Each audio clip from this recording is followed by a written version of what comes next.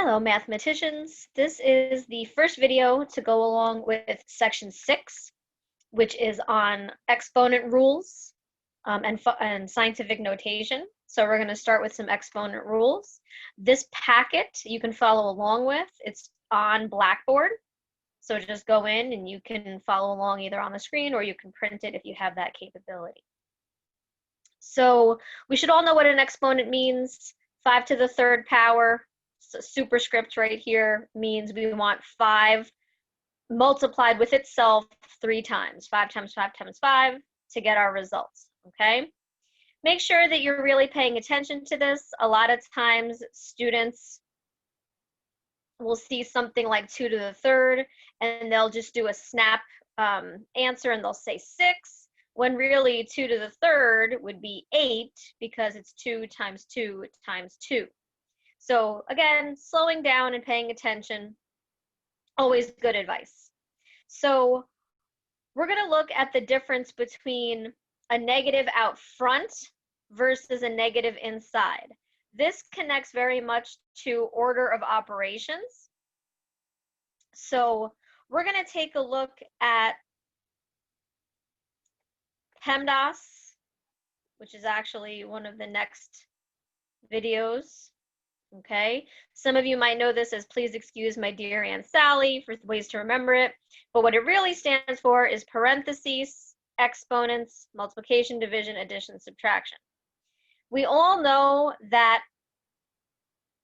parentheses and exponents will always go in order, but MD and AS are actually on the same levels. So multiplication and division do not go in any particular order. They go in the order from left to right that they appear. And the same thing for addition and subtraction. So it's really more like a hierarchy like this, okay? And we'll talk about that in the next video. But you can see that parentheses comes way before any kind of sign or subtraction. So that's going to help you with figuring out which one of these is which. So let's look at the example here. Let's look at negative 3 squared with no parentheses, so the negative's out front, or negative 3 in parentheses squared.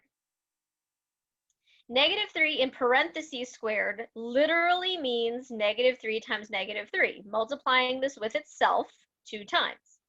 A negative times a negative is a positive. So it changed the sign.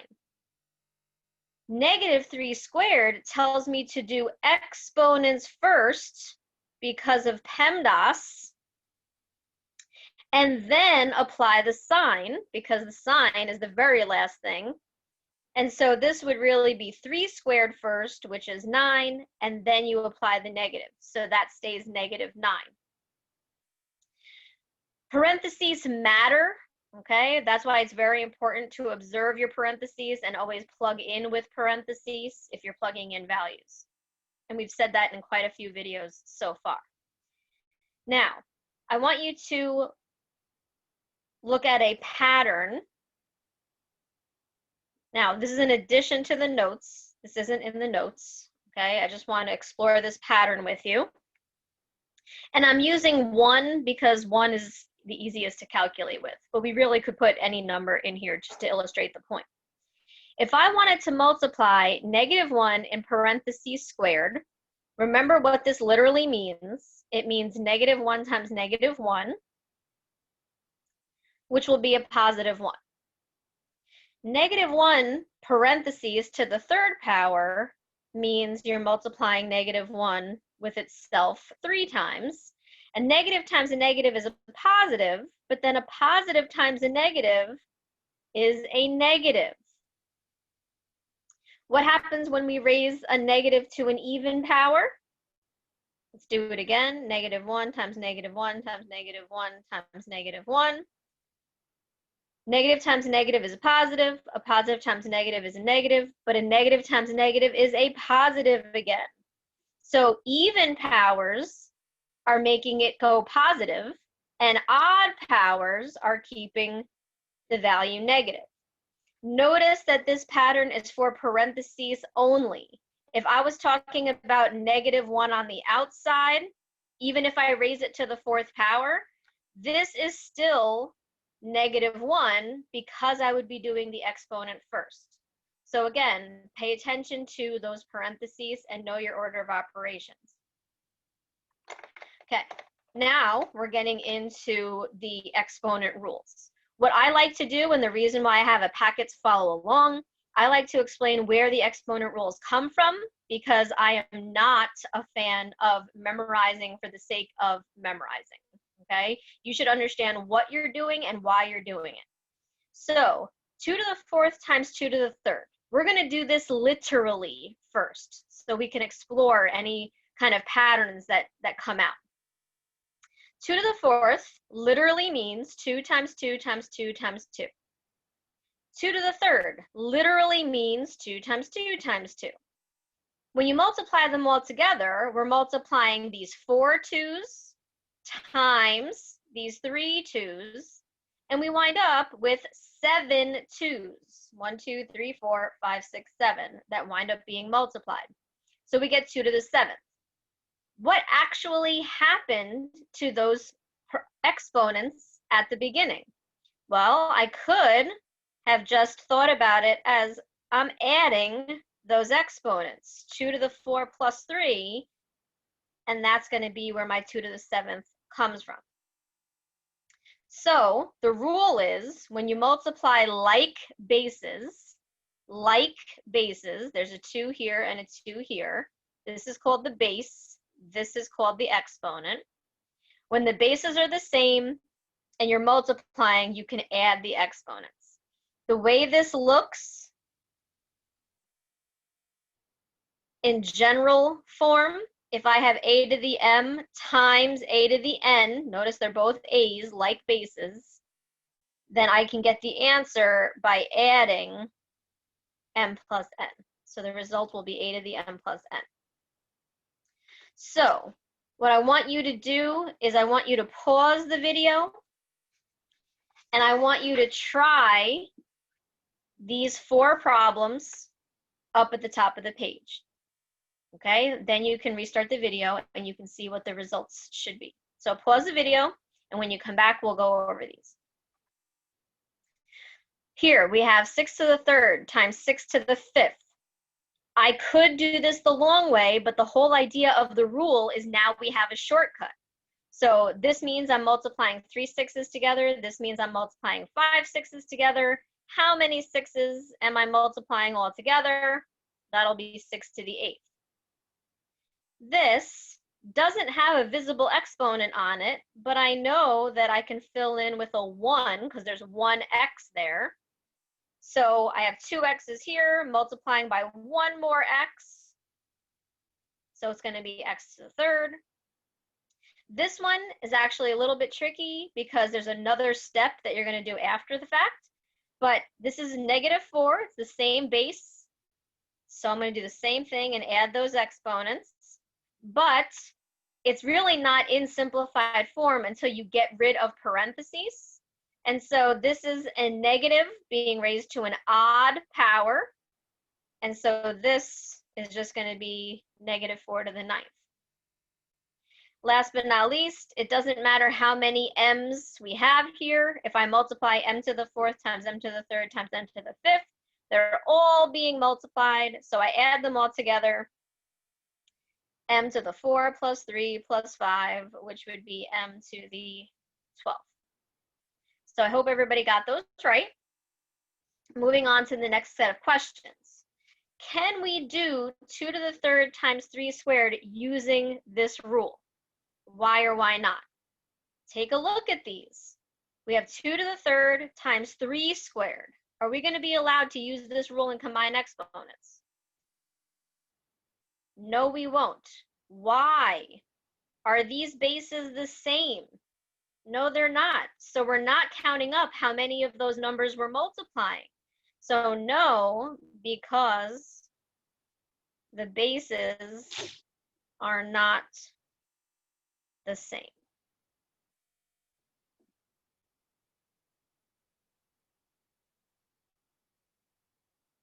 Can we do 2 to the third plus 2 to the fourth using this rule? Why or why not? Again, take a good look at this. Is this going to work for addition? No, this only works for multiplication because you have to be counting up how many you are multiplying. Here, we're not multiplying. So this answer is no, because the rule only works for multiplication.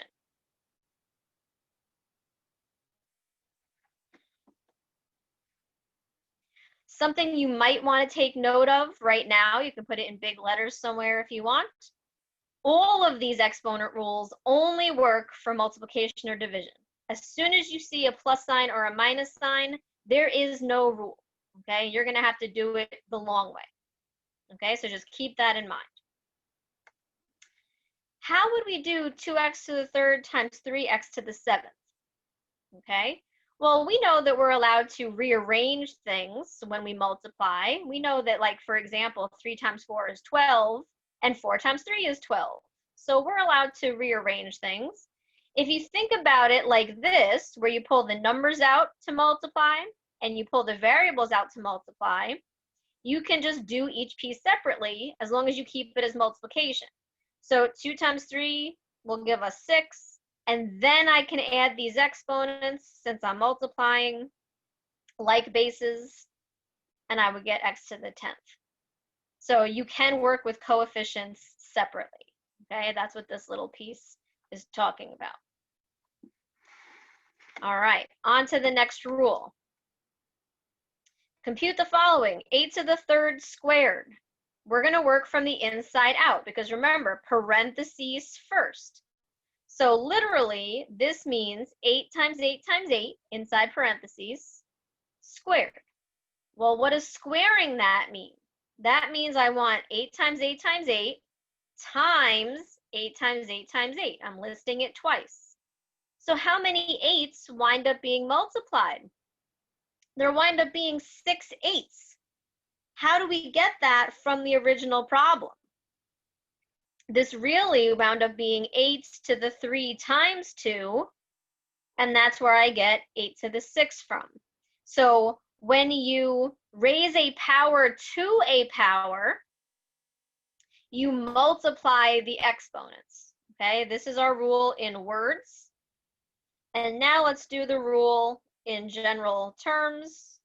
If I have a to the m raised to the n, so I've got 2 exponents acting on the base, I multiply those 2 exponents. Again, keeping in mind what this means. This means I have this many sets of this number of a's. So that makes perfect sense that it should be multiplication. Okay, same thing as before. I would prefer that you pause the video and try the 3 problems that are at the top of the next page. So pause the video, and when you come back, you'll see the answers. Okay, you can check to see if you did it right. Here I have 2 to the 5th raised to the 3rd power. This means I have 3 sets of 5 2's. Well, if I have 3 sets of 5, I multiply those and I get 2 to the 15th. This would be 5 to the 14th, multiply those exponents, and this would be x to the 10th, multiply those exponents. All right, next set of questions. How would we compute parentheses 4x to the 3rd? Well, again, do it out literally first so you can see what the rule is. This means 4x times 4x times 4x. Now we can do the rearranging that we saw on the previous page. How many 4s are we really multiplying? We're multiplying 3 4s. How many x's are we multiplying? We're multiplying 3 x's. So this is the same as 4 to the 3rd times x to the 3rd. Okay, you can see that from here. We're just rearranging. So when you raise a product to a power, you raise each factor to that power. Or in other words, you can think about it as the power coming in. Be careful with your vocabulary. This is not distribution in the sense that we're going to be learning distribution, okay? But it does come in and go to both parts of the product.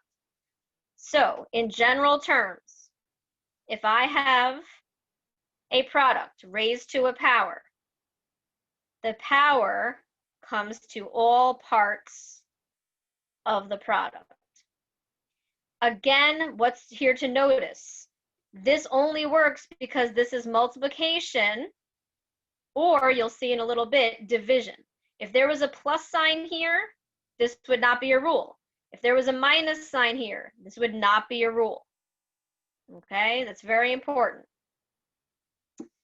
All right, so now this is a time for you to try to put these rules together. So again, I would recommend pausing the video and seeing if you could try these problems and then join back in so that you can see the answers. Here I have 3xy all in parentheses squared. The square is going to come into everything. So this is going to be 3 squared x squared y squared, which is 9x squared y squared. Okay, there is a general rule of thumb that says if the numbers are small enough, and by small I would say 5 or less, you should actually multiply it out. So that's why I'm taking 3 squared and I'm writing it as 9. Okay. The next one, all right? Notice how there's a guiding question here. Is the 5 affected by the exponent? No, the 5's sitting out here. The 5 is not being touched by the exponent. So the 5 is sitting by itself, and then I have p squared q squared, because the exponent will come in. Same question here. Is the 3 affected by the exponent? Again, it's sitting out here by itself, okay? No exponents are actually on it. So the 3 is just going to hang out, okay? Now you can put a dot in between, or you can put parentheses in between to keep the rest of it straight. But everything in here is being affected by the exponent. So this is going to be 2 to the 4th. This is a combination of 2 rules now. It's m squared to the 4th. So when it comes in, I'm going to multiply those exponents. And I'm going to get m to the 8th. And then I get p to the 12th. I'm not done here though, because I can't leave a problem with 2 coefficients. Okay, that doesn't work. I'm going to have to work these out. So 2 to the 4th is 16. And then I can multiply 3 times 16 and get my final answer. 48 m to the 8th p to the 12th. Last but not least, for this set, I give a hint here. You could choose to think about this minus sign as its own separate -1, so that you could think about how the 3 is affecting it. Okay, that's up to you. I'm just putting that as a little hint here. But look at the big picture. This is a negative being raised to an odd power because it's inside the parentheses. So it is being affected by this. That means it's going to stay negative. And then I have 5 to the 18th because I would multiply the powers. All right. So I think for this video, I'm going to stop here. And then we'll fill in with some more exponent rules in the next video.